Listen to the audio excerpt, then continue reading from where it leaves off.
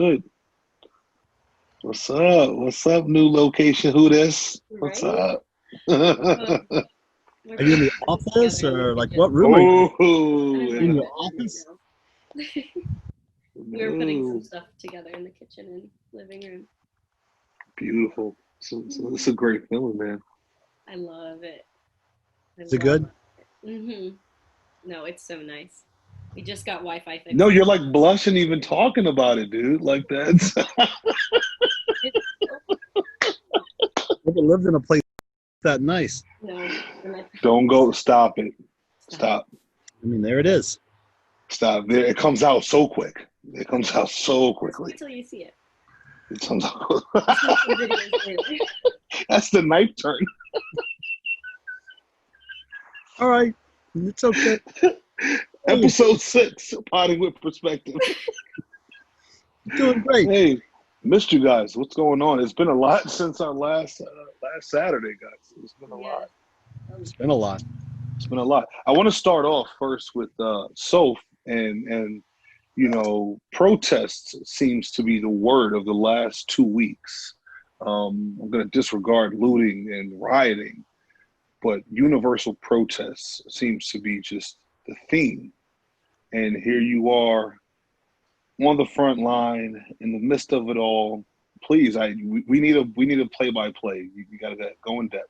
So the protests that I've attended so far have been very peaceful. I haven't gone to any since I've moved yet, so I'm looking forward to that. But so the first one in Harrisonburg that I went to was silent, like literally silent for 3/4 of the time. So no one spoke.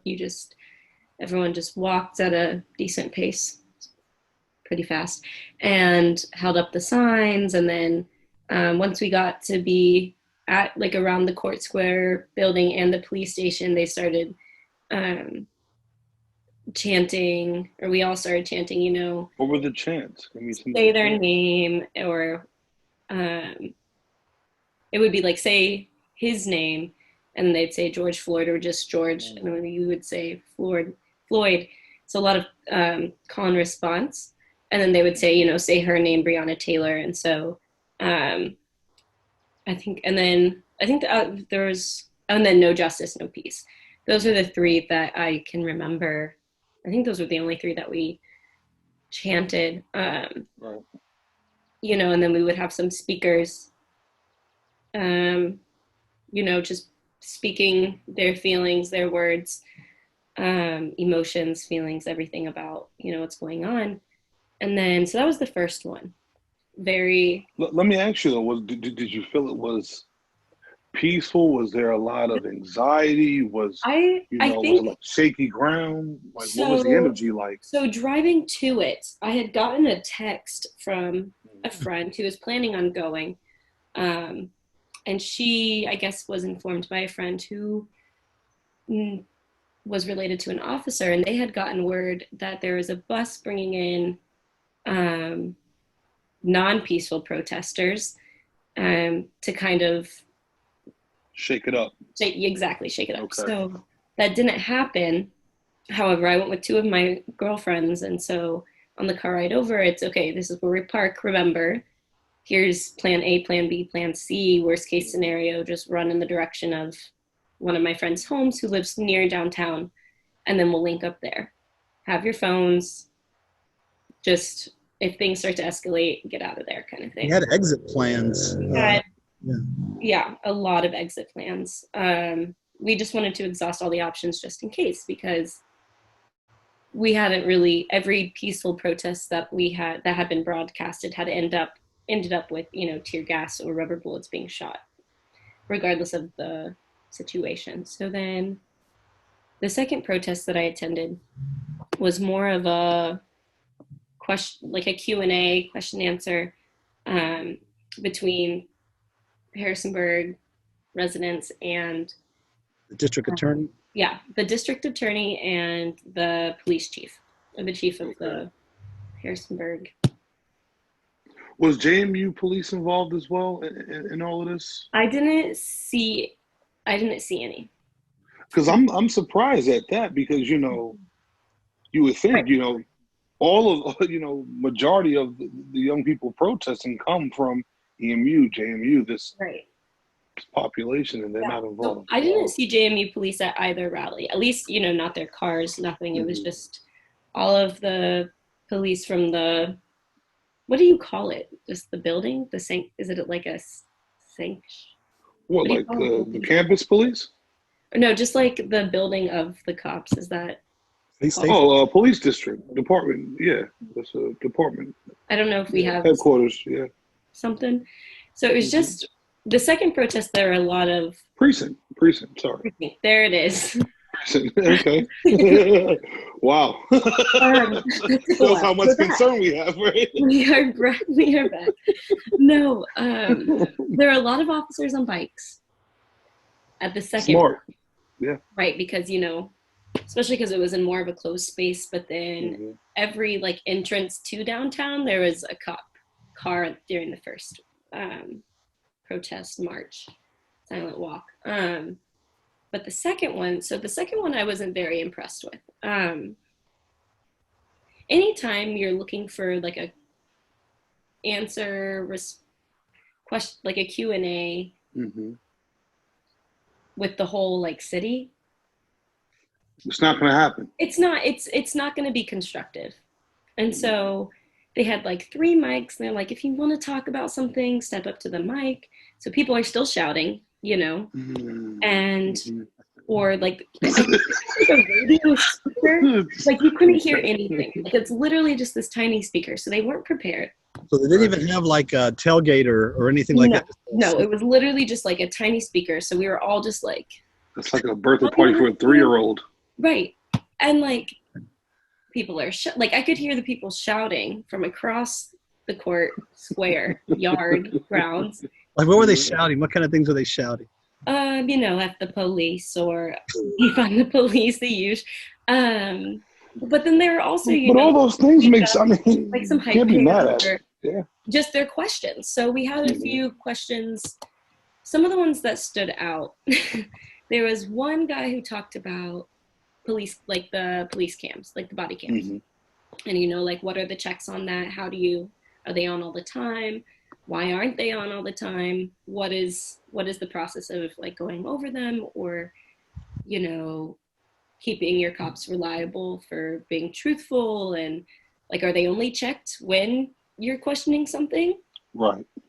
Or are they checked all the time because you might miss it, if there's certain complaints. So that was one.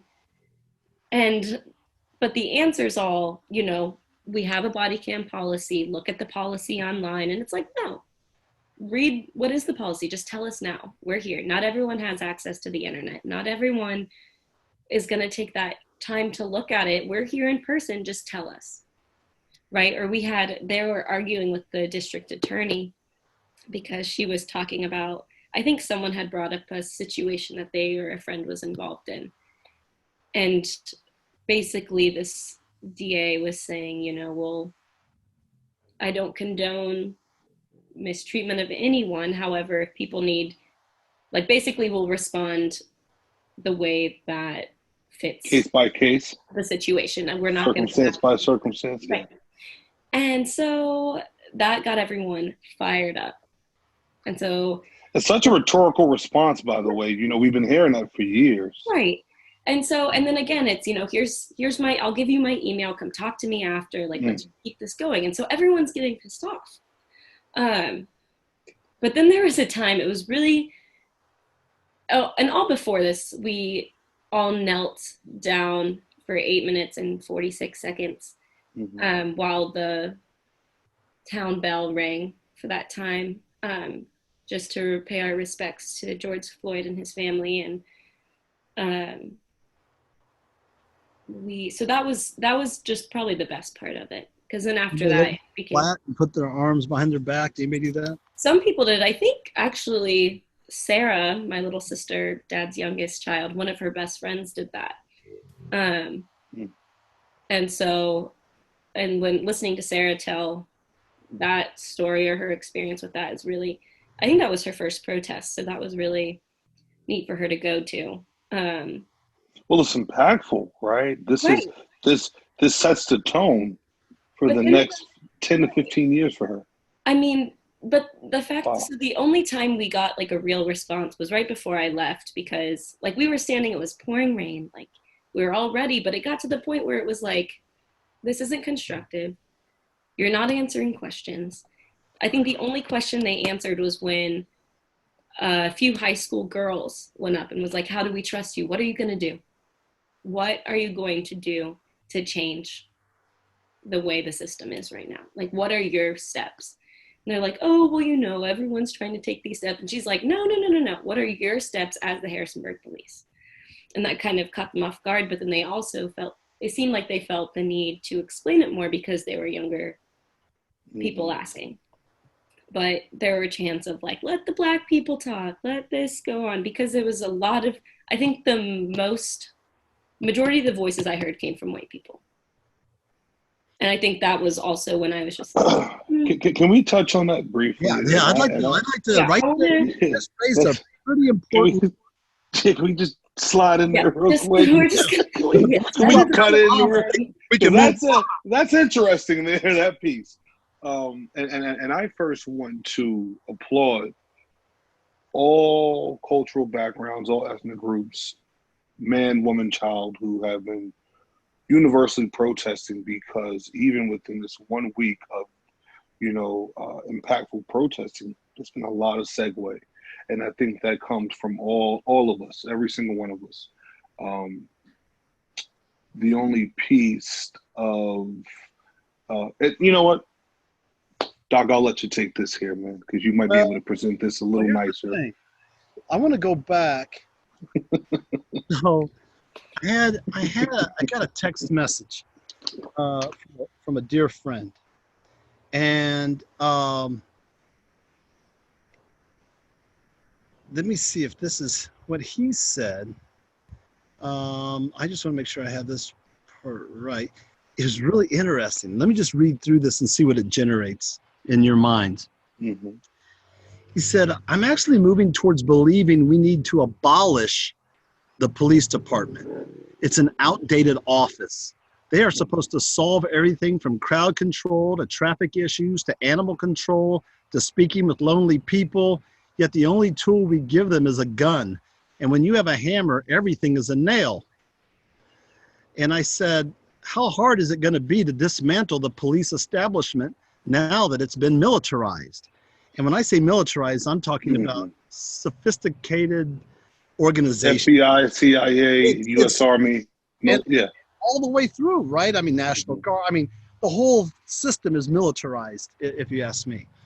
And he said, and then he said, that's not a defense of police. That is me saying they are an outdated office, and the lens of racism blinds everything they do, from pulling over a car to shoplifting. He said, I guess therein lies the problem. Police departments are a product of systemic racism meant to enforce the very system. The system is not broken. It was always supposed to operate like this.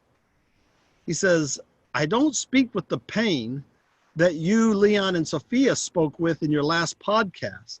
You're the true leaders. White folks need to sit down and let you lead. We have too many blind spots to ever do anything but repair the system to function in much the same way. We need to destroy it and then rebuild. Here's my response. I said, I go back and forth on this. On the one hand, if it is the blacks that are speaking up, then they are not listened to because it's just another brother standing on his black pedestal talking about his black issues, and people will not listen. Plus, should it really be the burden of the black man or woman to have to continue to lead the fight for equality and for equity? The white person may not have the experience, but they do have the privilege and the power, since the system has been created for that specific group of individuals in our society. We may get further if white people fight the revolutionary fight that's needed on behalf of persons of color. Just a thought.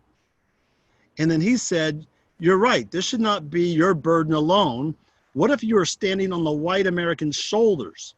And then I didn't respond for a while, and then I got this today. I've been thinking a lot about your statement, and landed on you being 100% right. I now believe this comes down to moving beyond drawing attention to the problem. The problem and the evidence have been known for centuries, and white people have done nothing about it. White people need to ask ourselves the question, do we still want the police to protect our interests over the rights and dignity of people of color? I heard Khalil Gibran Muhammad recently asked this question, and it hit me that white people need to be involved leading this change. In fact, I worry that until white people demand it, nothing will change. So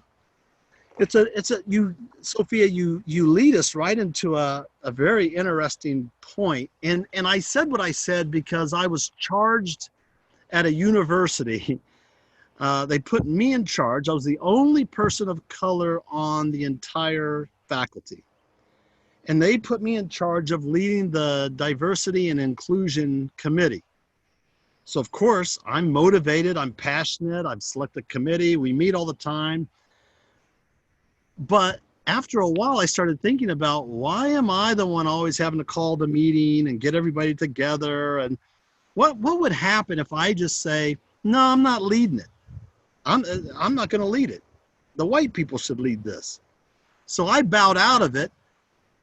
That committee lasted about another 3 to 4 weeks. And then it didn't sustain itself without my leadership as a person of color. It wasn't as important to them because they could operate without the same fervor and passion on their privilege and power. And it just disintegrated. And so I always thought in my own mind that until white people get serious about the issue and start to raise hell and say that it's not just a black issue, this is an American issue, this is an international issue. I mean, it's a humanitarian issue. Global. Yeah. It's a global issue. It really is. And we're seeing that with protests in every continent, on every continent, not just Africa, Mm-hmm. So, a couple comments have been made to me this week, and, some white folks would say to me, well, I just don't understand, or I haven't seen the news, or what about all the other white people? Will they get attacked? Is this my fault? We hear things like that. And I think it's that level of ignorance that divides the race, and it makes it this quote unquote race war, which everyone clearly is not trying to make it out to be that. We're really just stating the facts of, what generations of people have been just oppressed and disregarded and rejected for 600 plus years. And, now we're looking at a society that is heavily integrated with different backgrounds and different cultural groups, different religions. And if we can survive amongst ourselves at work and at home, and we can thrive off love, then I don't understand. I honestly don't, how, for one, the police department, and I don't want to bash, I've been really doing my due diligence because I don't think that that's my role to bash. I think, the proof is in the pudding. All I got to do is speak to facts. I don't have to, I don't have to go low. But I will say, I read something earlier where a young lady was saying, in order to be a lawmaker, I have to have 4 years plus of education. But in order for him to enforce the law, he needs at least a GED or a high school diploma. And I just thought that was profound because internship hours than a barber. Can you repeat that one more time?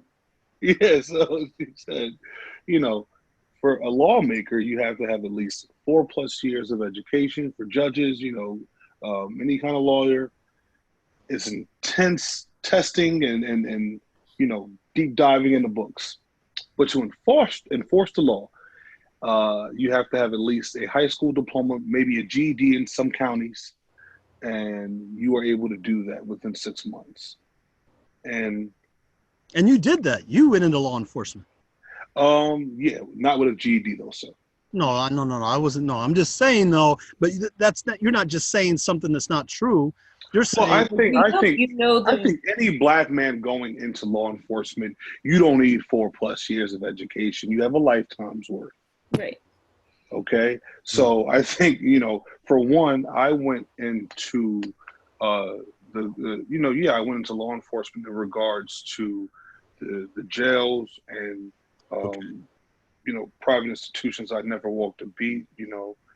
But even with that, my goal, because it sparked with working with children, was to really follow the course of how these kids get mixed up in the system. yeah, And I do believe with any type of change, you have to start internally. So I planted myself in the shit, quote yeah, unquote, because I felt I would rather dig my way out than dig my way in. mm, So I think if a lot of us who took the oath and go to the academy, if you really took your job with that mindset, that I want to plant myself in these communities, these places that don't have all the resources, and I want to see really what policing's like there. What are the real concerns? What are the troubles? How do we take places who don't have the best resources, that don't get the budget cut? Here it is. LAPD gets what, a $3 billion budget, and they're willing to donate 5% back into Black and brown communities. Well, folks, that's at least $100 million. You can do more. You can do more. You can do a lot more. I think we are far more far more worth than 5%, and especially if you're giving police a $3 million budget. I'm not sure if it's that. I think it's between 1.5 and 3. But nevertheless, what's that going towards? Tactical gear? Is that going towards college? Is that going towards retraining? Is that going towards education? What is that? What is it? Where's that money going to? Is it to fatten the captain's pension, or where's that to? no, you raise a really good question, because I feel like, and I'll be the first to say that college isn't for everyone. A lot, and that there are lots of trades out there that you can really focus Can in I on. disagree? Huh? Can I disagree? Oh, why don't you wait till I finish my statement, but then you Well, can. I mean, because you're an educator, and I want to just point that out, that no, college is for everyone, but I want to kind of present some clarity that maybe not finishing college is for everyone, but I do think the experience of college is for every single young person out here. So that's what I'm getting at, is that, No, you weren't. well, I am now. I'm shifting a little bit. That's good. No, but I do think it's really interesting. We talk in our country about the first 2 years of college as, let's get those, what do we say, basic classes out of the way. Let's get these. But I'm telling you right now, it's those basic classes that inform you as a citizen. It's about the humanities. It's about knowing who the contributing authors were to our country, and for historically. It's about, you just become a more informed citizen, a better citizen, if you will. I think a more knowledgeable citizen is a better neighbor, and so I do think there is something that when you don't have to make yourself, you don't have to work very hard to make yourself a better citizen or a more informed citizen, and yet you're supposed to be going into communities, into neighborhoods. I think we're already kind of, police are already set up at a it just doesn't seem right. It just doesn't seem like those two go together, that this is so important. The point, to your point, the job is so important, and yet there's not an education component to this. Well, you and I both know that term being grandfathered in, or these generational jobs where my dad was a captain, his dad was a lieutenant, and now it's in the family, and I got to follow through. Yeah. And you got to, and on one hand, we say, we bank on education and having the right resources, but then we also still spit the same mantra in the same time and say it's all about who you know. It's all about what your network system is like and who you can rely on. So which one do we favor?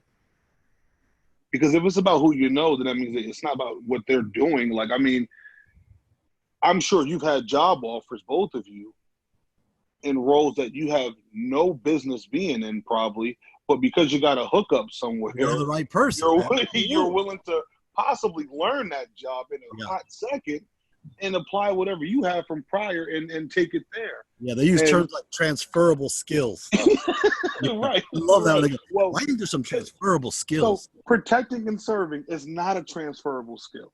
Yeah. That is something that we have to have a little more quality control over. So training is a big issue. Like, even if it's not a formal 2-year degree, I think from a system standpoint, to understand this system, this entity, this organization, the Fraternal Order of the Police, if you go back and talk about the history, what was the purpose of the police during the time of slavery? And how did they help the plantation owner enforce certain guidelines against a certain population? Or let's move into Jim and Jane Crow. Segregation, black bathrooms, white bathrooms, drinking fountains, schools. What was the role of the police historically during those times, and how were they taught to relate to a particular group of people to enforce certain rules? And then it just continues on. But I don't know that we're ever, there's no part of like saying, hey, this is what it used to be, and this is how it's perpetuated today. This is where we should have nipped this or cut this, or this has. We are basically set up. The black community is set up for an adverse and adversarial relationship with police, given its just historical context. If you ask, factual. I do believe that our country is divided between educators and laborers. And I think that a huge percentage of us rally amongst the laborers because that's our foundation. Mm-hmm. There's a lot of first generations today now going to college for the first time and their family. Yes. Meanwhile, people have sustained a lifestyle based off just going to work every day, hard labor, breaking back work. So it almost denounces education, saying long as you have hands, feet, and you can get up at 6 and be able to clock out by 6, you will survive. And the country's been like that. Education's a privilege. Yeah. To this day. It's not free, because if it was, then we can actually fight that fight. Yeah. If education became free, you're telling people now, you got to pay me $45,000 for knowledge. There's some countries where police officers get paid $100 every 2 weeks. Clearly, because they don't bank on labor. They bank on education, uprooting those people in that community, bringing them back, investing in those kids in high school, making them doctors, putting them back in the community hospital, giving right back, feeding your own. Reducing their debt if they come back to exactly. So why, and that's why I said that I do believe college is necessary, because in order for you to go and to understand that, you have to be there to see, okay, you know what, this is probably for me, or this is not for me. Yeah. I can get my resources and my network going, and I can move forward, and I don't need the school. I think one of the things that college did, at least for me, and I would contend it does for folks, is that you are introduced to a different way of thinking, different beliefs, a different set of values. Your parents or your church or your neighborhood's only going to ask you the questions that they have the answers to. Right. So you grow up believing that is true, that is, and it becomes cemented.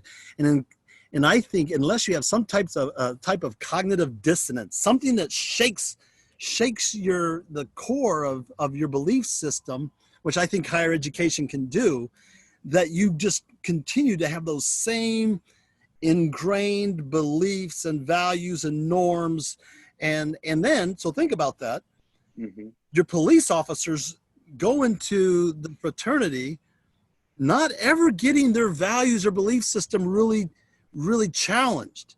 And that is, and when you look at race or poverty, or you have a mindset, and that's never been challenged. To think, you've never been taught to think about systemic racism versus individual racism. You're seeing more of that now on TikTok and Twitter, and they're talking about the three different types of racism: Right. systemic, institutionalized, and personal.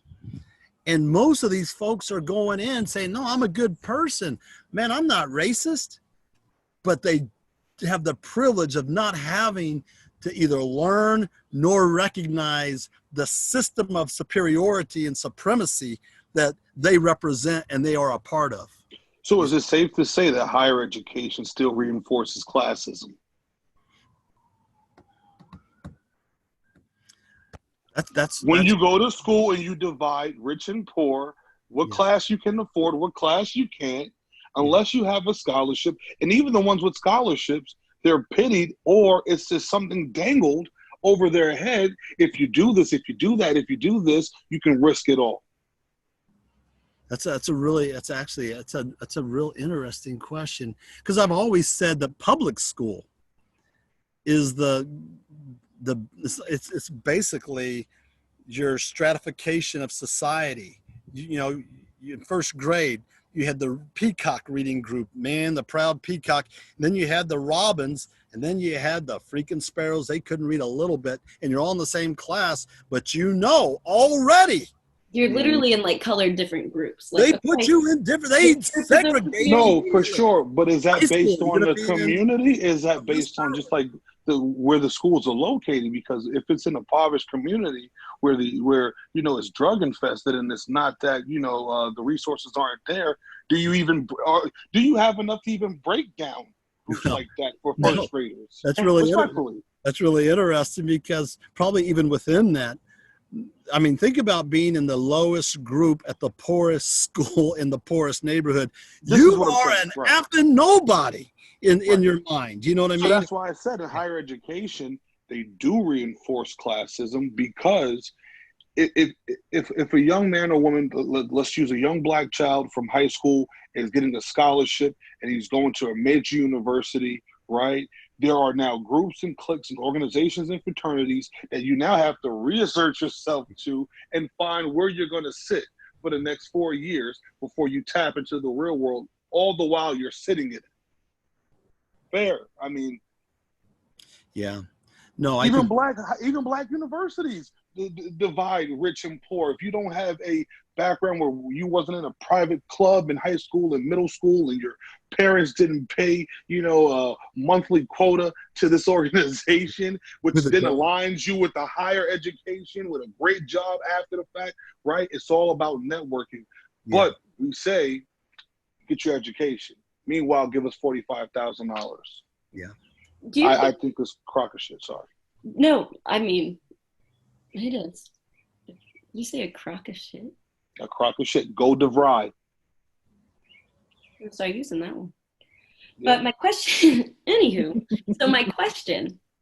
so I'm going to stick with the schools, but backtrack a little bit. So we talked about how all this money, like $3 billion, are going to police departments or policing systems. And yes, they're giving a percentage out to communities with housing the majority of people of color. Mm-hmm. Would it be, but then we're also talking about, it's so expensive to go to school. Would it be possible, so say we start changing the way the system is, devalue, I guess, what's the word? Make education free, Sophia. So, but could we take the money that's going to all these big policing departments or policing systems and put that into education, right? Because then, like, if we're demilitarizing the police, you know, or which would be a great thing, what we wouldn't need to be putting as much money in, because we're not spending all that money on protective gear and assault weapons, and it could go to some other area where state money's going, like schooling, whether that's resources in public schools, social work,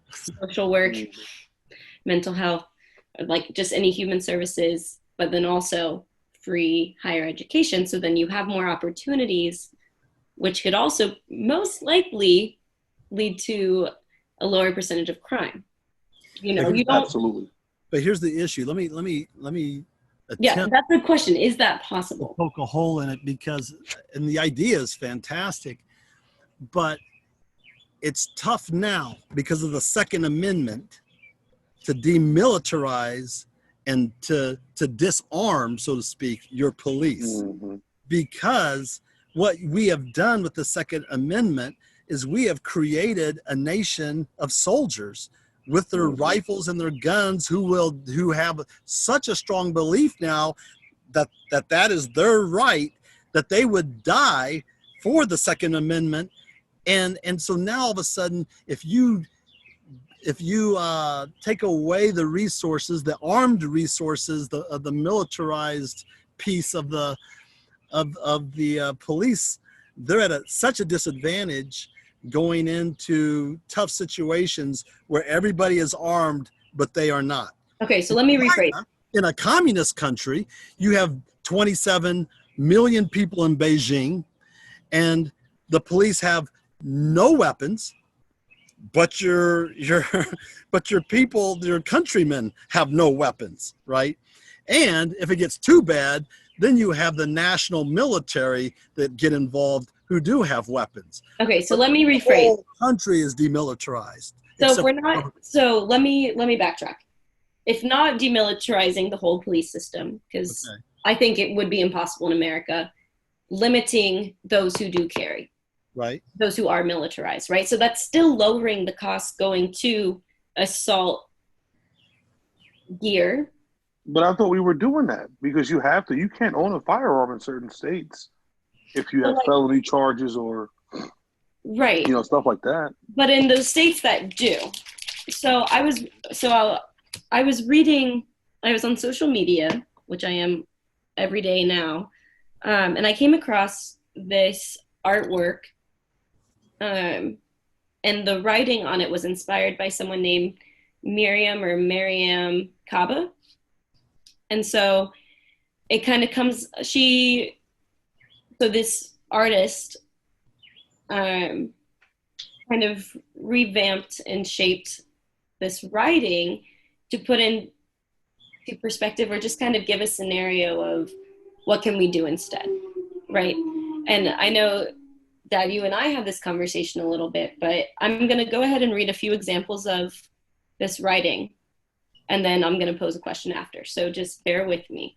So a few of the examples are, so say someone's behaving erratically or having a psychotic episode, okay?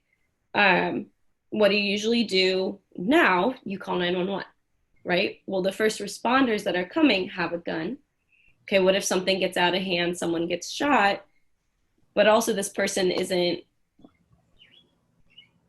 cognitively able to make correct decisions? Okay, but the person going in to de-escalate the situation may also escalate it, because if the person having this episode sees a gun, maybe that makes it even worse. If they just know what can happen, maybe it's a Black male who's having this episode.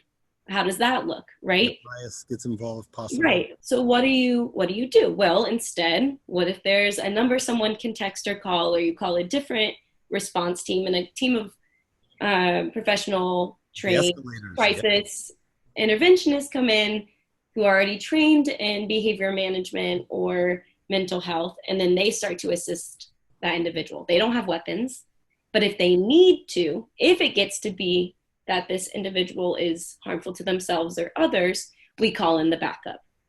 And maybe that backup has the handcuffs or restraints, so can we layer the system? Yes, it's going to take more time and a lot of different trainings, but it can save lives, right? What if there's domestic abuse or community violence? You have a trauma-informed crisis intervention team that works with the communities in general. Can we disarm and de-escalate conflicts without bringing in a militarized, like that's not the first person who arrives? How do we work together with the community instead of patrolling the community?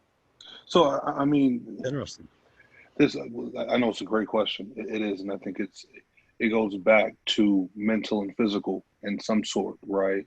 Where we live in a country that has always prided itself, again, on physical attribute, how strong someone is, the biggest guy on the force, or, the athletes, whatever have you. Whereas we don't treat mental as fragile.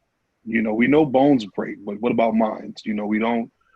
So, Interesting. So the person that can go into the situation, still being the biggest person, still being the, physically fit and knowing how to, use those attributes, but also able to talk someone down, is just like the perfect storm.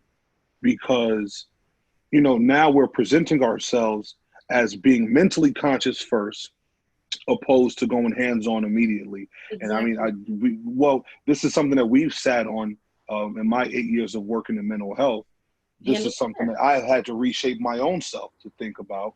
And what does it look like? Having to watch yourself, or to read, or to see what something looks like on the receiving end, and going, wow, that could have been done very different.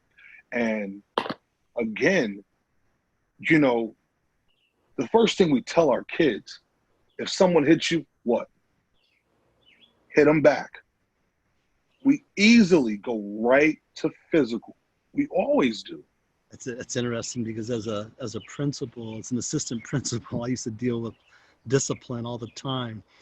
And the kids, that was their mantra. Well, he hit me first. And my mom says, if I don't hit him back, and here I am as you got to pay for it at home. And I'm going, hey, let me tell you, your parent might have been a little bit off on that advice, okay? Because you hit somebody, you're in a public environment like this, you could go to jail. Like Did you get spanked as a child? Yes. Mm-hmm. Why?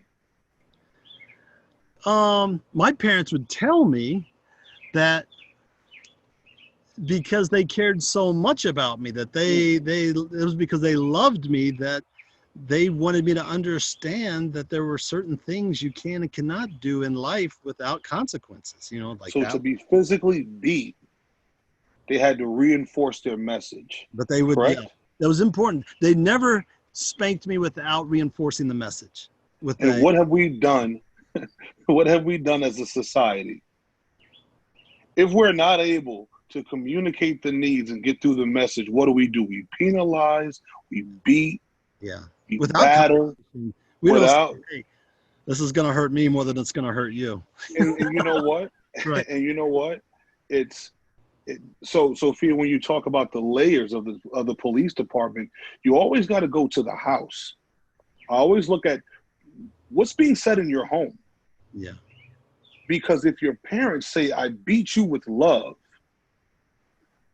then what does it look like to go out into the community and live your life without somewhat passing on that same message to the next person? Yeah. I'm spanking you with love. There's no such thing, guys. We spank, we hit because of anger. We hit because of frustration. There's the same way we can tell a woman, well, that black eye is not with love, but we tell a child, I just beat your ass because I love you. Who's more, who do we hold dear? Yeah. Isn't it the child in those developmental stages that we're, physically striking? I don't know. I don't know if I agree with you that a parent always strikes out of anger. I don't know that that's always the case. Then, well, maybe because you told your kids, hey, I'm only doing this because of love, because you were told that. Right, right. So I get what you're saying, and you No. don't want to paint that picture for you. But No, give me a time where you felt that you loved your child that much that you had to put your hands on them. I know. I think for their future, I think I really believed, and I don't know. I'm not saying it's a right belief system. I'm not saying I had it right. Don't hear that. But matter, but I do think I'll never forget. I'm teaching this class of introduction to education students, mostly freshmen. Okay, first year students.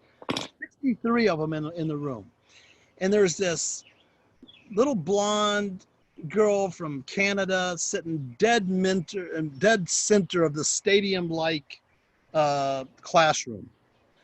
And we're talking about corporal punishment, about teachers spanking kids. So, and she was very histrionic, always demanded a lot of attention, always sat in the middle so she could kind of control the room. And so we're talking about this, and she raises her hand and she says, did you ever spank your children?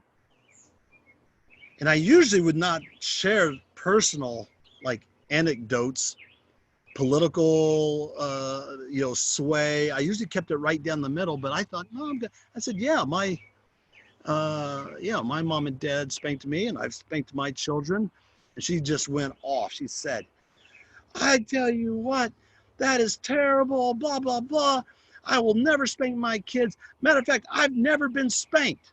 And two guys in the front row that I could hear lean over to it, and the guy goes, we can tell that you've never been spanked. They are so frustrated with this loudmouth in the middle who thinks that spanking was so horrible.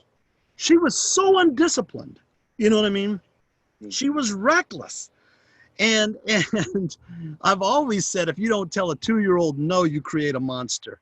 Now, it doesn't mean you have to spank, but I think there are ways to capture attention that says, this is absolutely, you do not do this, because if you don't stop doing this, you're going to end up in a life that you're not going to want. So, Doctor, we're talking about imminent danger. We're not talking out of frustration. We're talking Right. We're talking about in times of crisis, and that's not what I'm talking about. Yeah, I am talking about the mythology that has been passed on for generations. That with frustration, if I've told you to do something twice, right. That's and this is what I'm saying. Yeah. So when we talk about policing and trying to whitewash that mentality, you got to go back into the homes of which these officers, which all of us are being raised. It's what they know, right? It's what they know. It's what you know. And if my mom was able to do it, not talking my mom, I'm generally talking that if someone's parent was able to do it, then they should have permission. It's okay. It's interesting.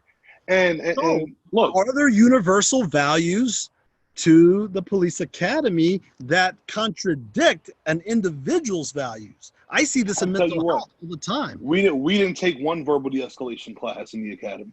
Wow. I take 2 to 3 a year.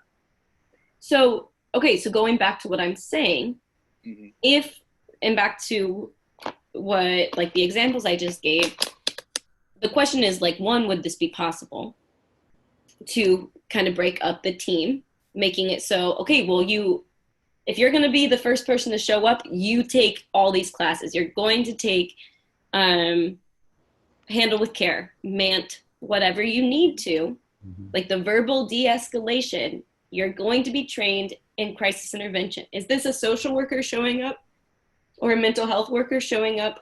I don't even think that social workers are required. I guess it depends. I guess it depends on maybe who you work for. But yeah, because I mean, you should have to. Were you required to take a MANT or a restraint training? And everyone who worked in the system did, because you have to be there. You're the individuals that you are caring for. Any of your clients, they could de-escalate, meaning their cognitive capacity de-escalates, but their behavior and mood escalates to the point where, like, you are in danger. how are you going to handle it?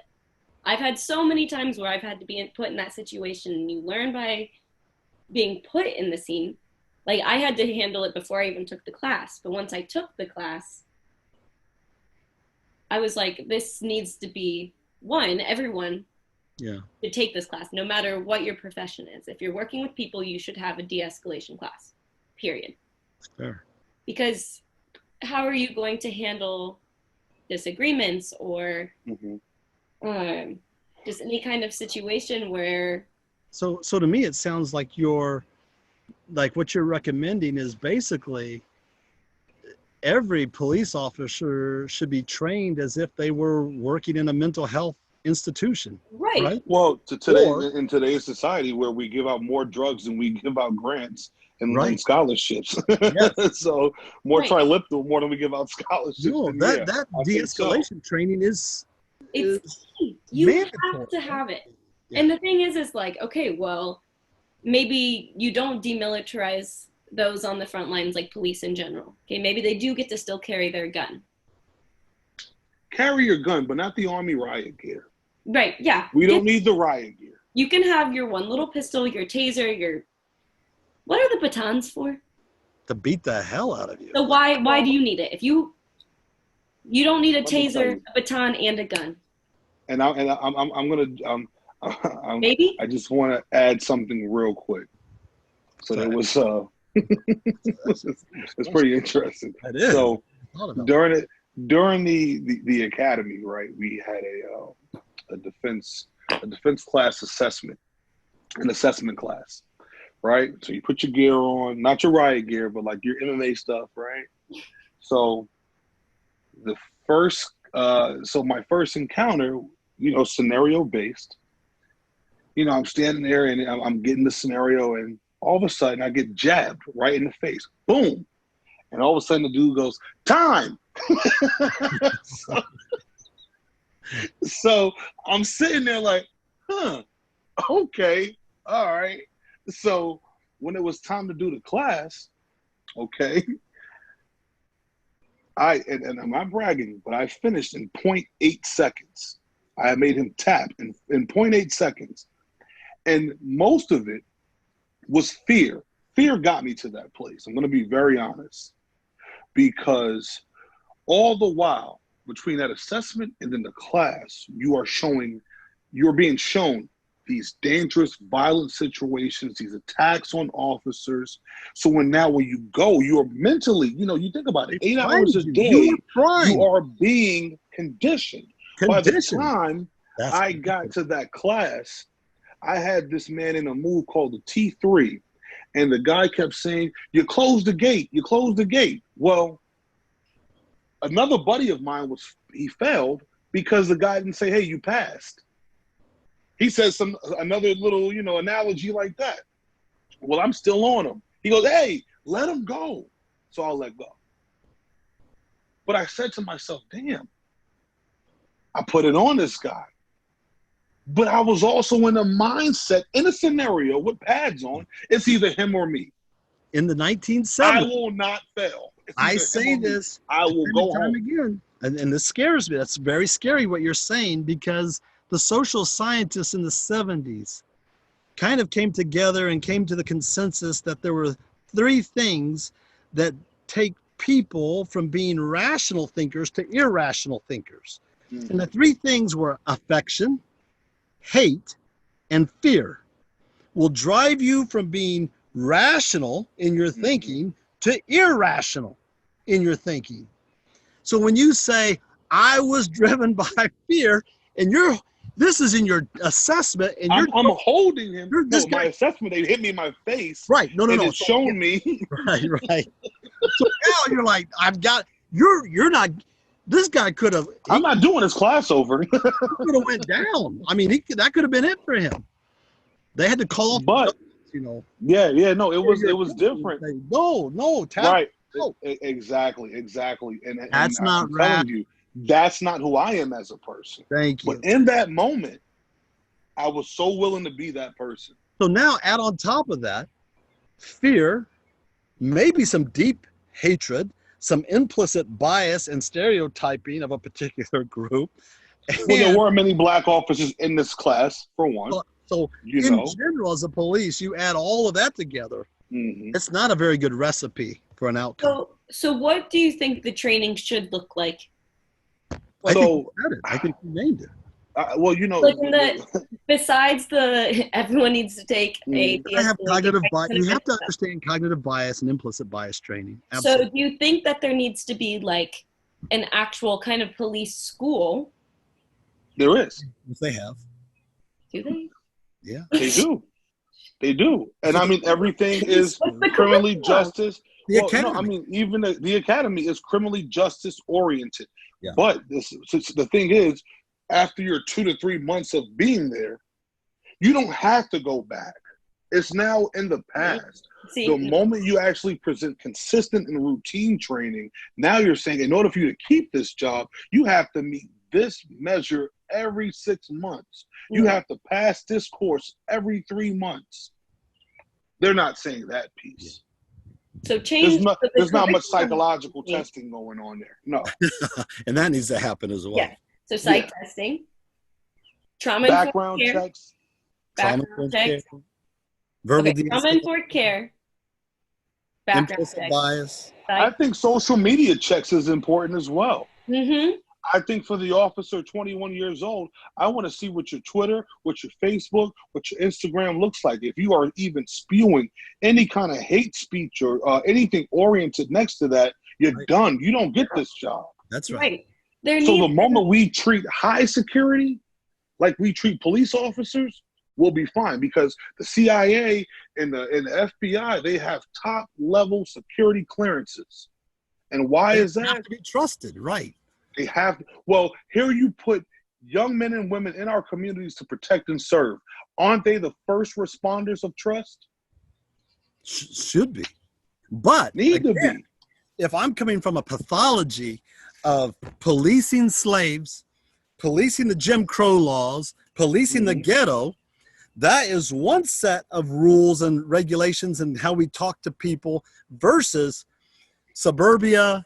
You know, hey, little white kid, would you like a sucker? You know, the whole community engaged police officer.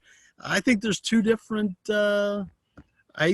Two different ways of policing based on stereotyping, anticipated negativity, fear, which leads to irrational thinking. It just fascinates me that there is a kind of a dichotomy. So why do we, as a people, and I'm guilty of this as well, why do we trust doctors more than we trust police officers? Education. Thank you. 12 years? You're in a class? 12 years? Well, I don't want anybody with less than 12 years operating. Is the responsibility of each individual not the same?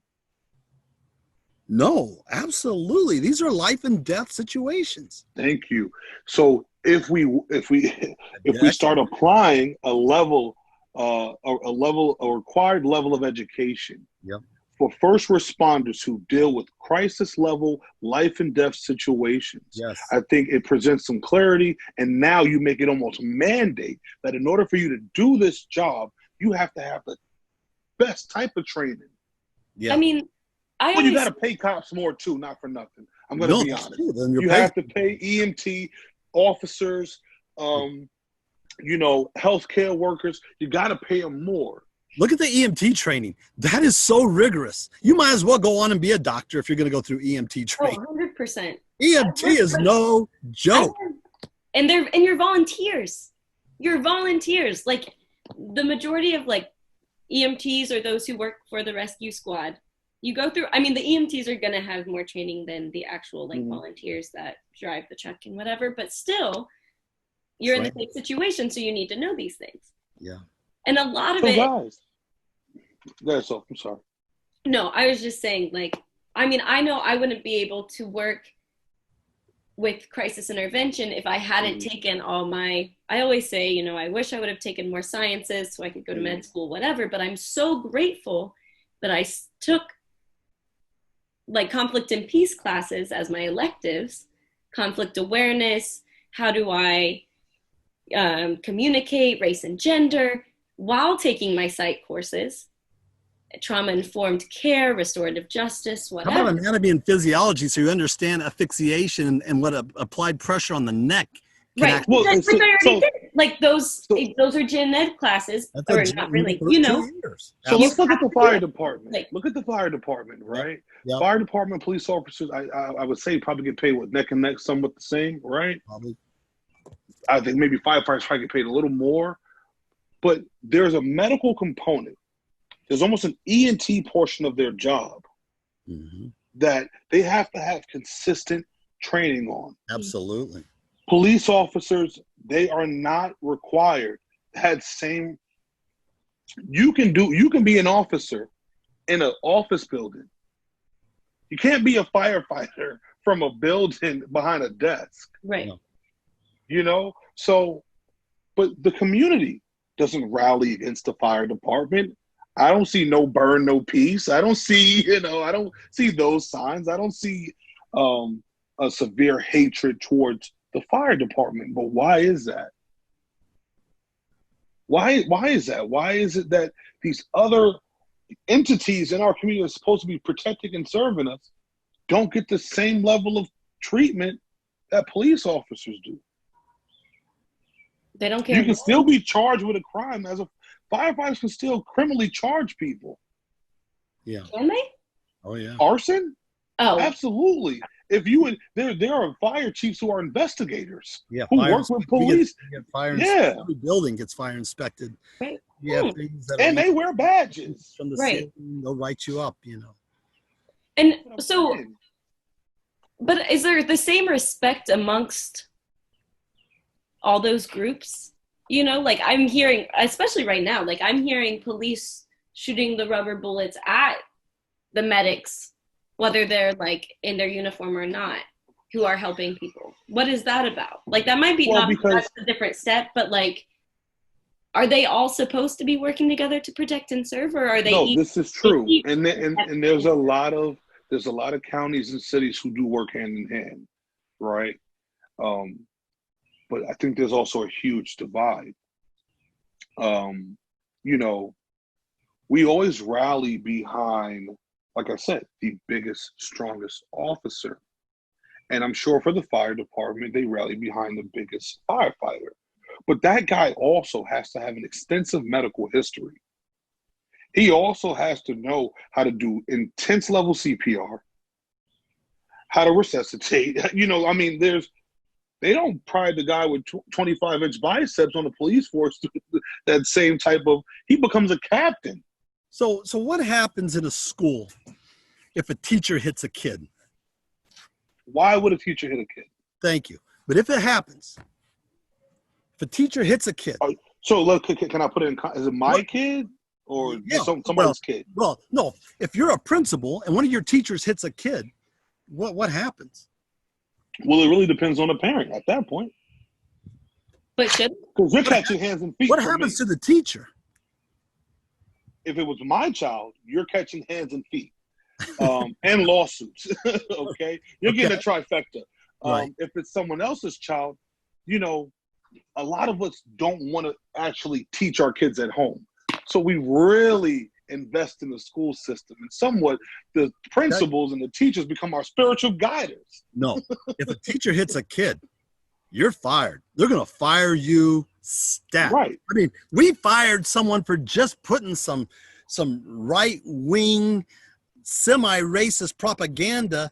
They thought they were sending it to a buddy, but sent it to every email across the school. Done. You're out. The level of accountability is so great. The police are so protected. It'd be like I get to punch a kid, but I'm protected in a court of law. They go, well, since it's a school, personnel, they need to have certain protections in order to do their job. Schooling is dangerous. And so they need to take whatever. Are you kidding me? Like, where's the accountability across the board? This wink, because police officers cover it up. We got your back. Get the out of here. Are you kidding me? Police officers, not only are they the first responders, they're also the first reporters. So, you'll see how reports get changed. Oh, they change. Time gets changed. Firsthand. Right? The narrative gets switched. You read it, You can't the do that lawyer with the fire reads you what department. they wrote, and you go, that's just not true. Right. Doctors can't do that because you have a nursing assistant and a nurse and a whole medical team who's observing a procedure, right? Firefighters can't do that because it's a team actually responding to something and they can't do that. But if one sole officer or two officers respond to the situation and they go, hey, look, this is how it happened when we go back. That's what the story, I've seen it. Yeah. I've seen it. And that's going back to the rally. Like, they had a question of, okay, and the thing is like, they have body cams. You can turn them off. They have control of their body cams. Right. You can cover them. You can shut them off. You can, like, you're in charge of it. It's not. So what do you think the infraction should be, though, for an officer who turns off his body cam or removes it? What level of consequence should he suffer? Pardon me. I mean, would it be termination? Suspension to investigate. Okay. And then, but then again, who's investigating? Do you bring in someone outside from a different precinct? IA. Don't know what's going on inside, Because which I know, like, some police precincts have done, like, if there's or that's what they do if there's some sort of situation going on or some sketchy stuff going on. They don't. But what about the racial tension within those departments? What about the bigot captains and lieutenants and superintendents and chiefs that continue to make sure in the rookie officers' developmental stages, those ideologies are being planted early on to continue the same hate in that department, and if I'm as we do with children. And if I'm a black officer, I don't want to alienate myself. I don't want to be kicked out of the fraternity. There's like the fraternity of the police, and then there's the fraternity of the police. And if you're going to be a snitch, if you're not going to go along to get along, you will not last in that group of individuals. You will be, especially if you're the only person of color in the group. So do you have, like, lawmakers? Like, can you imagine the DA of Harrisonburg? I mean, she's pretty hardcore. Like, do you have them? Are they the decision maker? I mean, kind of. But again, like I said, don't they lay in bed together? Well, the thing is, do you invest that much on a person with a high school diploma? And that's, again, back to education, whereas we do not give any attention to low-level jobs. And policing, though it is put on a pedestal, it is still considered a low-level, middle-class job. You can go from high school right to the department. It's almost working class, isn't it? No, excuse me, exactly. The working class. So what? There are people at Target Factory that get paid more than police officers. Yeah. That's a problem. That's a problem. So what do you do? Like, who? You require more, and you got to bump the education piece up. Who makes these laws and decisions? Does it go by state? Does it go by county? Does it go by nation? I think the moment you give the universities, give the educators, give the school system ways of training. We have the RTCs. The military has got into universities and school systems, and they have little RTC classes and groups at the end of school. No, that's true. The ROTC is a good. Sorry, ROTC. Yeah, is a good. Like, do you make it like you have to have a specific major, like other jobs? I think so. To get into? I think so. Right. That's interesting. I think so. I do think the one thing. I mean, there's some legislation being proposed right now that if hands are up, the hands up law. That if hands are up and somebody shoots, But how do you know? Oh no, they weren't all the way up. They were here. So I shot. Right? So who holds them accountable? Who decides what counts and what doesn't? So we have an education issue. Obviously, we have an accountability issue. There's also a huge staffing issue because you can't demand a response team if the entire shift is of 7 people. Right. And 2 of those are sitting at a hospital with the mentally ill that have got. Thank you. It's really tough to do that. Right. It's tough.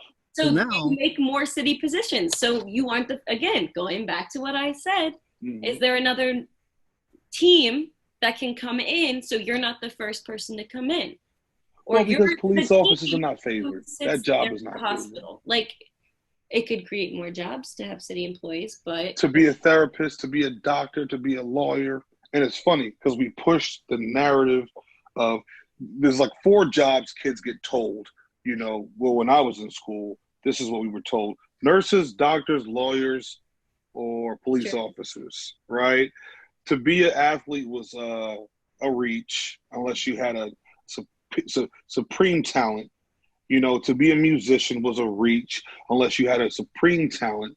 But when it comes to being a cop, I think where they shoot themselves in the foot is that no job will ever be favored amongst African Americans where we are looking at this person as the complete enemy 24/7. I don't want to join any fraternity. It was a real struggle to become an officer. To be very honest, and I'll put my business out there, I was dealing with some legal charges 6 months prior, and I still got the goddamn job. Wow. Goes to show you that it's not about, I'm also 6'2", 280, so I'm sure that played a nice portion of it too, And when you're in a situation where police officers get great banking, they get great benefits, they get a lot of community and civil perks that the everyday citizen doesn't get. Yeah. So it's do you want these amenities or would you rather work a 9 to 5, pay for private insurance, have no help, no backing? There's even unions in the police department, man. Yeah. In certain states, they're unionized. You're right. There is a all-around level of comfort and cushion for protection, even on those, because even the guy that's screwing up daily, he gets put in the mailroom. Yeah. They don't take his pay. They don't take his time. They don't do any of that. They still keep him paid. They give him a desk job. And the fact is, I don't see many black kids flocking to be officers because they're looking at what officers normally have looked like. Mm-hmm. The enemy. So no, it's going to take these cops. No, well, think about one by one. Yeah. This is really that you make an interesting point right there. And this might be a random digression, but I think we can link these two together. So we're talking about, I wonder what percent of all police officers in the country are black. Would you say it's 10%, 5%? No, I mean, more. More, 20%? More, black? Because remember, to be a police officer is also a city job. So there's I think for black folks, for a lot of us, it was, again, those perks of having a city job with the right pay, having proper banking, government assistance, insurance, all these things we could provide for families.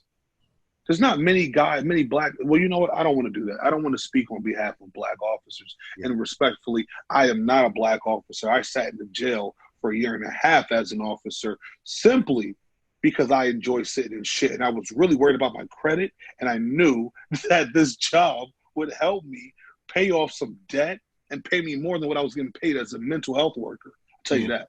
Yeah. I just where I dealt with more crisis. So right. So what I lower pay. True. What I wondered about is, like, I always hear administrators, school administrators, superintendents going, man, what can we do to get more black teachers? Man, why is there not hardly any black teachers?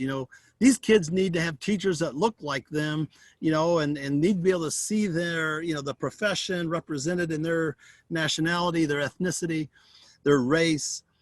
And I always say, folks, when you integrated, when you went Brown versus the Board of Education, the kids integrated. But guess who didn't integrate? Black teachers didn't integrate. Black principals didn't integrate.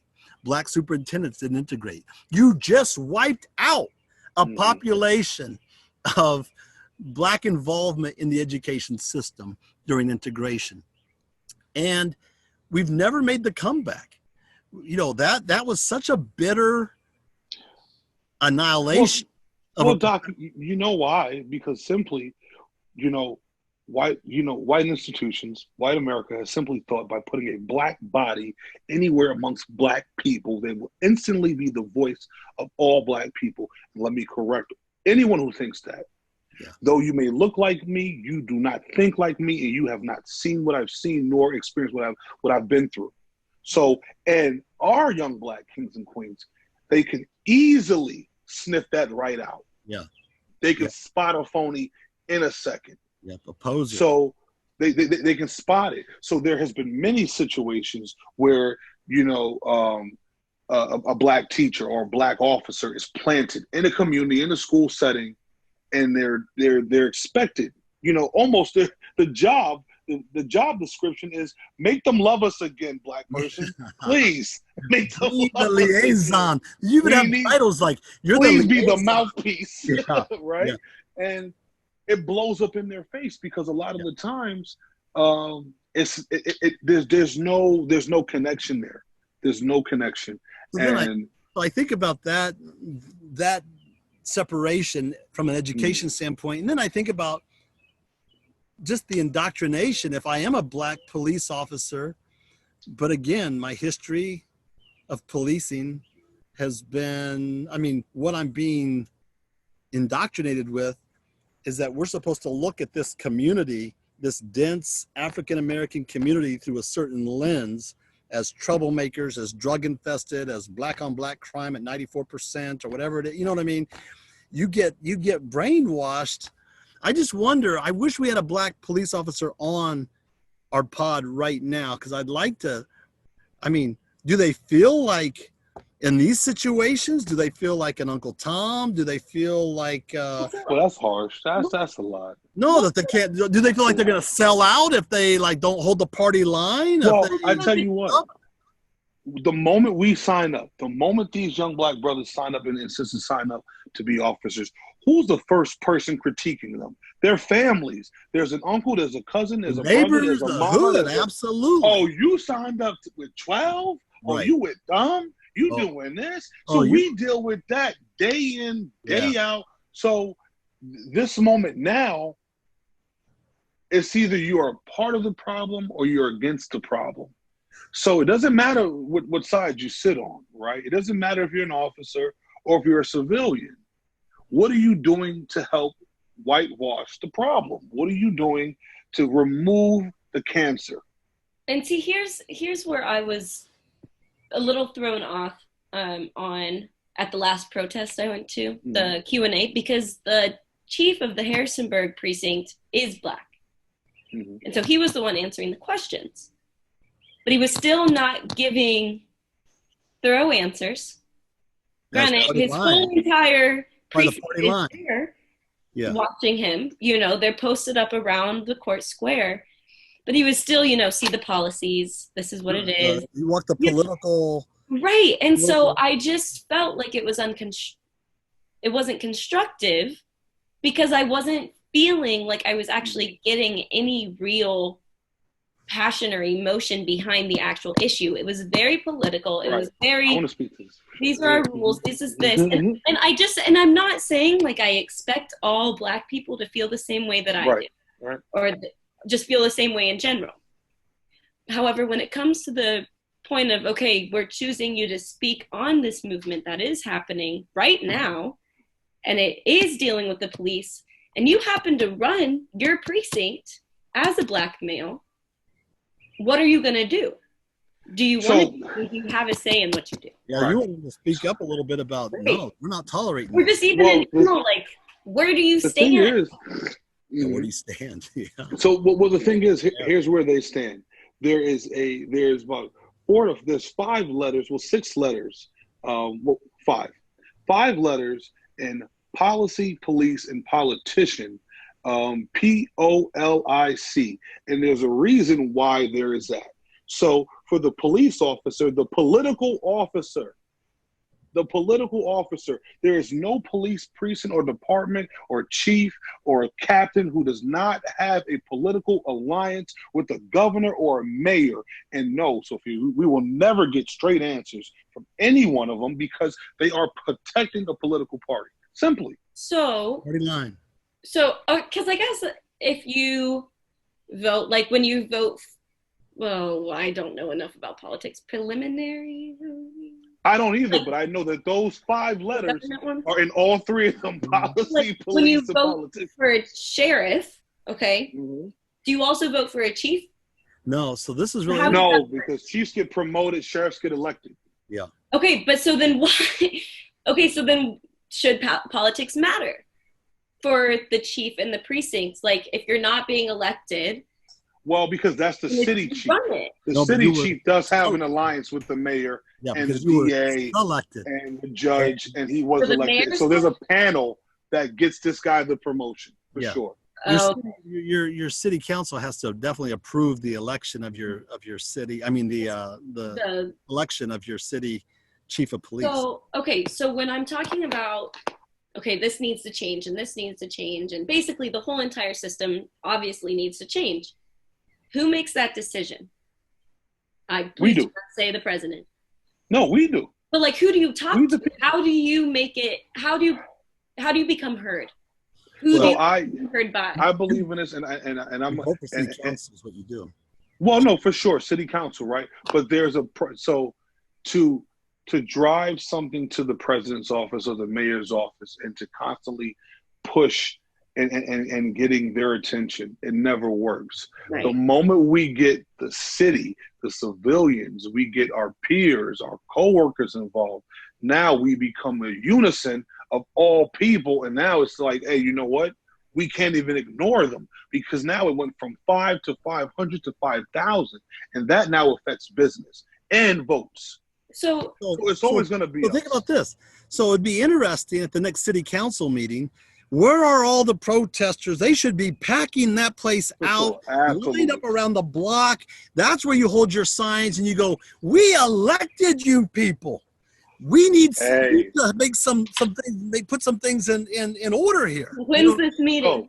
Can we talk about Jacob, your boy Jacob, respected Jacob in Minnesota? Can we tap on that? I just felt it was a great way to boom, boom, boom. I thought it was a great way to get in on that real quick. Can we? They chanted, go home, Jacob. They chanted, his city. Go home, Jacob. He walked through a crowd of people. I seen it. And just last week, I don't want to say we praised. He didn't hide. I don't want to say we. Oh, what, was he gonna run through it? No, he didn't hide. He didn't turn down the lights of the White House. He didn't dim the lights. And he's still a mayor. And he was cannot compare mayors to presidents. We said that. Can't do that. No, it's not even the same capacity. Listen, I would expect more from the president. Come on. No, for sure. But we're talking about the city of Minnesota. Nothing from this one. He can just. And we're talking about go home, Jacob. Of course they're going to say that. Of course they're angry. And he represents, I understand, he represents, but he at least had the audacity.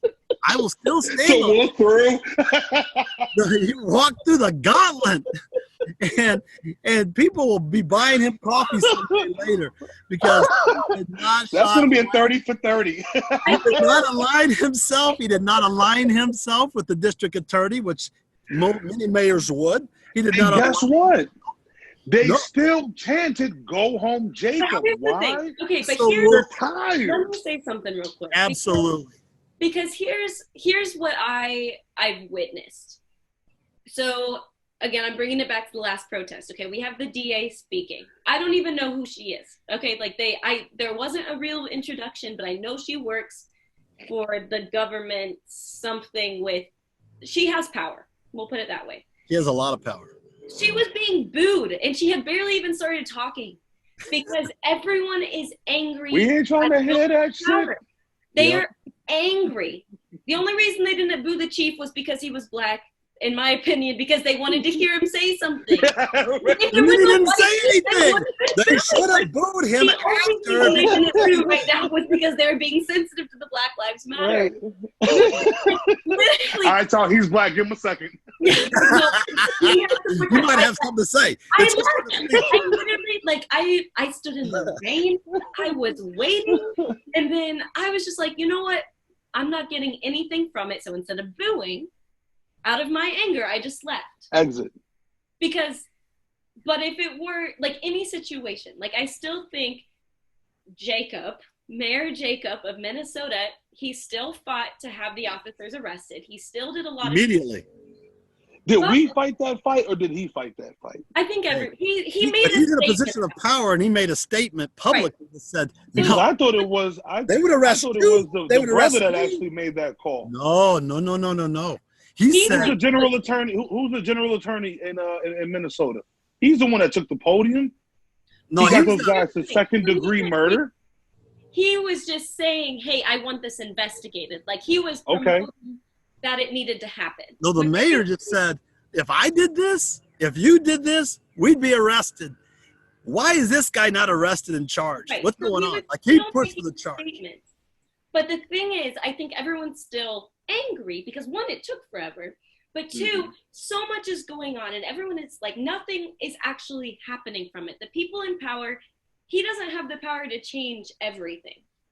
And No, the district attorney, that's your guy. He was the one who's like, well, we need to really take a look, check all the, make sure everything was, and granted, they have to be more careful, but he was staunch, party line. Like, I think the overall message with anger towards people with power, whether they say nice things or not, people are going to be pissed off until they see a change. They got to see a change. And they Here's what I worry about. Change than just cops. Here's what I worry about. Right now, the white youth, man, I love what they're doing right now. They're marching. They're like, no, this is, us millennials. We're going to take, and it's reminiscent of the civil rights. That was youth movement. But I worry about fatigue because blacks deal with this every day. We live this. Whites go, well, today I'm going to take a break because you've got the privilege and the powers is on your side. Right. So we threw four trash marching cans on fire last night. We're going to take the day off. Right. There's only 100 people at the White House last night, right? I mean, come on, because they got to take a break whenever they want to. I worry that it's going to fizzle out. You'll have a few Bernie Sanders supporters that are loyalists out there, that are fighting the 1% rich, and they're the diehards. But no, it's more. I hope it's not a fad. I hope it truly is a revolution. I hope it is truly a movement. And I want to piggyback on LH. TikTok, great. Well, no, because the revolution stays consistent through the jobs that we choose in the next 3 years, right? The jobs that we push our children to pick, the votes that we have, right? The council, the city councilmen, the Congress that we elect, the legislators that we elect, the senators that we elect, the governors that we elect, the police chiefs that we help promote and back. That's where it is. So the protest might end, on a March standpoint, but I think it's forever consistent and ongoing through job placement, education, voting, resources available, voting, right? Where we place ourselves, conversations that we have, who we're actually talking to, who can change things versus who's blowing smoke. That's a really big thing too. Willingness to truly learn and unlearn some things. Right. I tell you what, this summer we're going to see a lot of politicians pop up. A lot of them, because it's a voting year and everyone's looking for that black vote. And there's nothing more. And then we've seen this historically.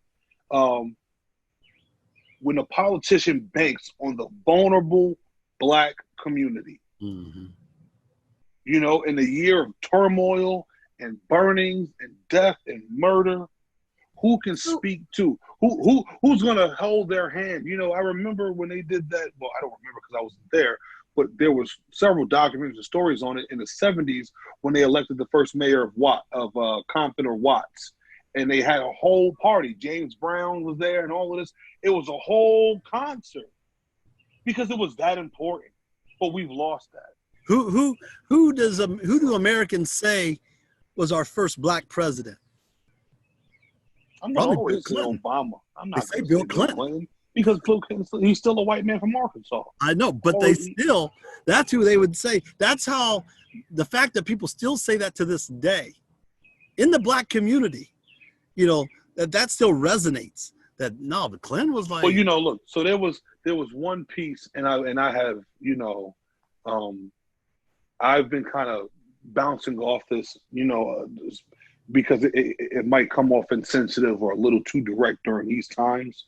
But please, outside of the onslaught due to white oppressors, there is a cancer amongst each other that, you know, I hope is a consistent conversation in all of our households with how we treat each other, men, women, and children, because there's still senseless acts of black violence.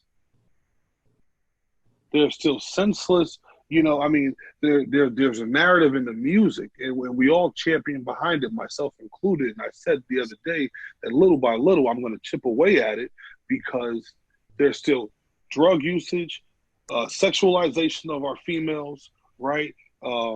Domestic violence, kill this person, kill that person, run that person down. And it is brainwashing.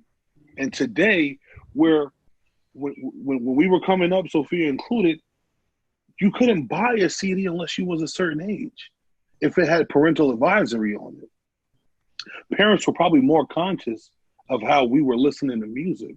But right now, you can get Apple, Tidal, Spotify, YouTube Music, YouTube TV, Amazon, I saw you SoundCloud. I saw that you still had a LimeWire account. Who? Sophia.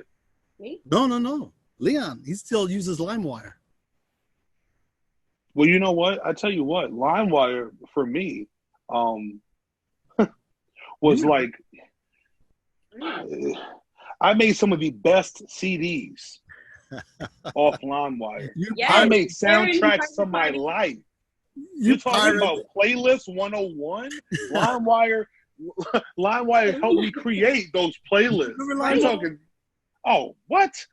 So Napster, Serena had it. She always made me some banging CDs. Yeah, because she could pirate anything back then. Anything. Yeah. But, you know, so we got to start, too, with ourselves. And I think, well, the thing is, right, if we continue to beat each other up, to talk down on each other, to belittle each other, we then give white America a sense of approval to do it to us as well. Right. And that's fair. That's an excellent point. No. So do you think though? So even if someone's speaking from their personal, so if I write a song or a rap, and I create lyrics that are a dialogue to what I've experienced. Yeah, I see where you're going. Yeah. You know, like people are still going to take that. So do I have to change the language and narrative of my story, or how do we? Well, we have to really draw the line between pure artistry versus entertainment propaganda. Right. It's two different things, right? Harmful, just things that are harmful to others. I mean, what's harmful? Because I've heard songs and I love that. I mean, listen, my top 3 albums, top 2 right now, Forever and a Day, is Illmatic and Ready to Die.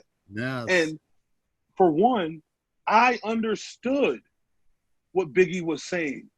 I understood the context of which he was presenting this information. He wasn't saying, I am ready to die. He's saying the shithole that I've been living in and surviving in has put me to a point where I am good as dead. No, now that is artistry. Yeah, but Trap disc, Percocet, Molly, that is entertainment propaganda. To the window, to the wall, that is, I can't even defend that it. Like Chris Rock says, I can't defend it. Well, no, even that itself is still, you know, is sexualization, but that also was released in a time where 11-year-olds didn't have instant access to that. Maybe now they're doing a lot of backlogging, but right now, they have found it. The youngest rappers are 15, 17 years old. And they're still talking about drugs and sex and they're Billboard top 10 artists. Yeah. Nah. That's scary. A buddy of mine, shout out to LB, he said, yo, when we were coming up, they never made music for kids. And I'll leave it at that. They never made music for kids, man. It was never for a 13-year-old. Right. Every artist in the 90s and 2000s and 80s, early 2000s, they spoke solely to their peers, alikes. Those record labels purposely started targeting young men and women. They knew where the music was going. So I've seen that Sony Music just dropped off $100 million in this, right? But here it is that I put a comment and I asked them. I said, "Well, do y'all still have urban departments?" Because I heard they're removing that.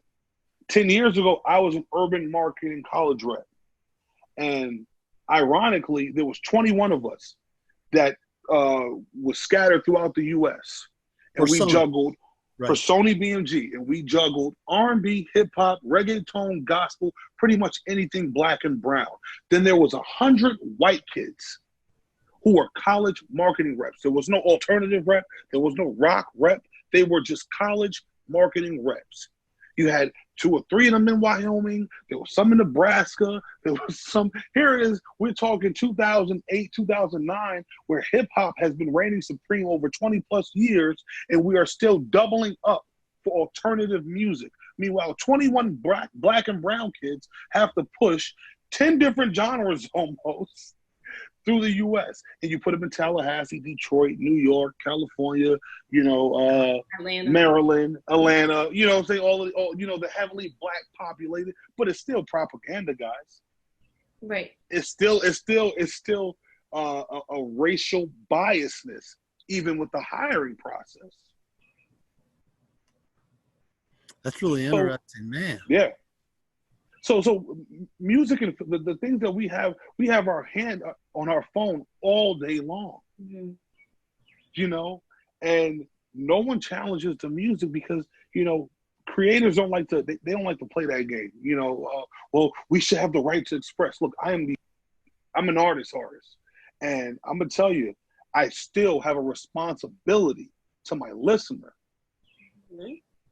because now we're at a point where my listener doesn't have an age bracket. There's no such demographic. Right. They're able to access it however they want. So I need to be conscious of that and responsible to that. Interesting. I want to see how that conversation goes, but maybe on another pod. Yeah. That'd be interesting. But look, guys, any last minute, LH, I know you worked, and Sophie, you're probably exhausted from moving in. Today has been my only day off this week. So. Yeah, still got errands to run. Yeah, no, I got to still cook dinner and before the curfew. Yeah, last pod was amazing. I think this one, I think we got our education back for sure. This was a good one. Playback will be amazing. I do want to shout out all the folks who have been sending us well wishes, who has been resharing, liking, viewing, subscribing, just really supporting us. This is episode 6. It doesn't even feel like it a little bit, but and really, episode 6. What's really interesting, I hope this is a model of just conversations that people need to be having with each other. That to me, that's what this is. This is an opportunity. We're talking about issues that a lot of people shy away from. They don't want to talk about it. But it's time to but to deal with our internalized oppression enough, or our white guilt enough, to have real conversations about race, absolutely, gender, sexuality, all the tough topics, politics. So we can do it without, we don't have to agree. We can agree to disagree, but that doesn't mean we should just not have conversation with. So hopefully this is a model. Last minute statements, guys. Anyone? Well, you guys have something coming up. Is it next weekend? We do in 2 weeks. We do. Wow. No. So hey, whoa! I would have left off this without saying anything, Sophia. So the Envision fundraiser watch party. Yes. Myself, Doc, we kind of just was thinking about ways to kind of really. It's that fixation that we have for it's like a weird outcry. Please, let us entertain you, and that's kind of what this is for me. I have really missed performing, in a club setting or at cookouts. And this pandemic, I feel like it kind of robbed you somewhat of creativity. So it's for a good cause, the fundraiser for the Envision Center, but it's also, really to kind of slowly get ourselves back out there, and entertain the folks. It's 6 hours, maybe 8, who knows? We'll see. Sophie, you have one song you want to make sure I get into the playlist? I'll have to think about it. Are you coming? Are you working that day? What's going on? I don't know. You are? I don't have a job yet. Oh, so you're coming. Good. All right. So the 20th, we're cooking. We're outdoors with it. So yeah. Yeah, I'll definitely. I should be able to. I don't. Yeah, no, it's just the families. We'll make it small and intimate and fun. So yeah, it'll be good. It'll be good. Any new films you guys been watching? Anything new? Yeah. Go ahead. No, you go ahead. No, Defending Jacob on Apple Plus is it's worth the watch. It's worth the time. The whole time I'm like, it's a murder mystery, and it's like, who really did commit this murder? So I like that, Defending Jacob. Really good. I just started Dark on Netflix. It's a German show. I don't really know what it's about, but it's good. Mm-hmm. It's like, I don't know what it's about because there's so much happening and I'm only on episode 3. So check it out but you have to pay attention. It's not one of those watch while you're going to sleep. Inhuman Resources.